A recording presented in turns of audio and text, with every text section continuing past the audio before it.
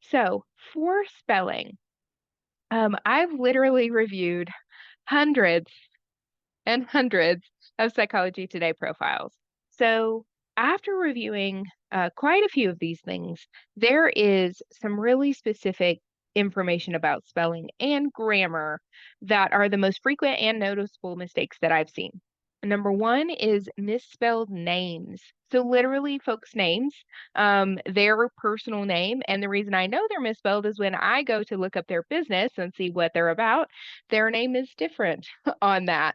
And it doesn't look to be like maiden or married name kind of issues. It's adding additional letters or an A where there should be an E or whatever else. A lot of times we're really busy and we're just trying to get in and get these things up and live so we can start getting some client contact. So it makes sense. Mistakes happen to us all. So go in there, check and make sure that your name, wherever it's located, is spelled correctly and the name of your business is spelled correctly. That one I saw a little less, but just in case. There's also a really common and frequent misspelling of modalities. So EMDR and CBT and DBTs and all of those kinds of things. The word dialectical we don't use often in modern American English. So make sure that those things are spelled correctly, that you have everything that you need to in there, and check it out. See what's going on your profile. And I do have some ways to help that I'm going to show you. So the two things here before I get off this screen is Grammarly and Word Editor. So you're going to see these things pop up from time to time, but wanted to show you. So if you type in Grammarly for Safari, you can see that there is an option to add Grammarly on iOS, at least 15 and up, it looks like.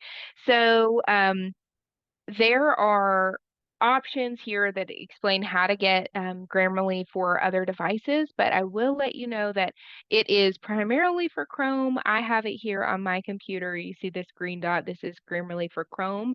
I do have premium, so mine's going to look a little bit different than the free version, but for my defense, I am writing a dissertation and need it desperately, so I use it quite a bit. So I did want to show you what this looks like in real time. So here I've gone to our Crane and the Bull website for our email, and I just wrote a few things purposefully mistakenly so that you can see what this looks like. So Grammarly, as you can see down here in the corner, is working.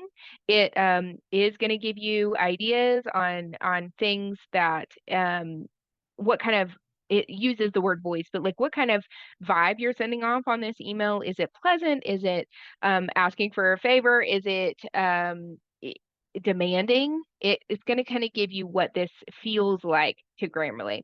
And then if you click on the three here, I have the updated version is going to give you quite a few more things. But if you can see here, the red for sure is what you're going to have on the free version.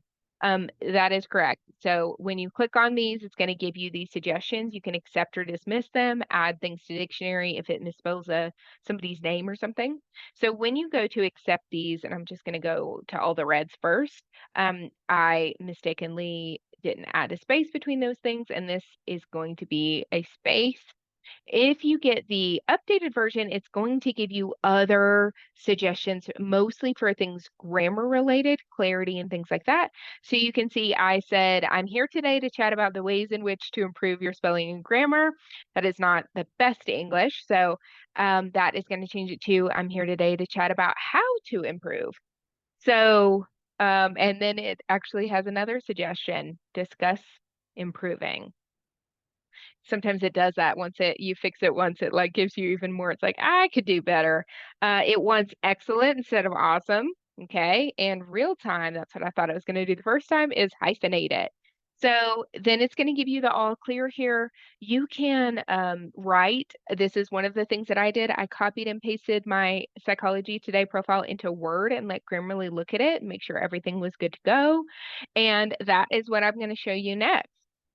So using Grammarly in Word, you can also download it for Word or any Microsoft products and a few other apps and things. Just look on the Grammarly website for any of those things that they can download too. So wanted to open up a Word document here because there is a few other things. I'm going to copy this into my work.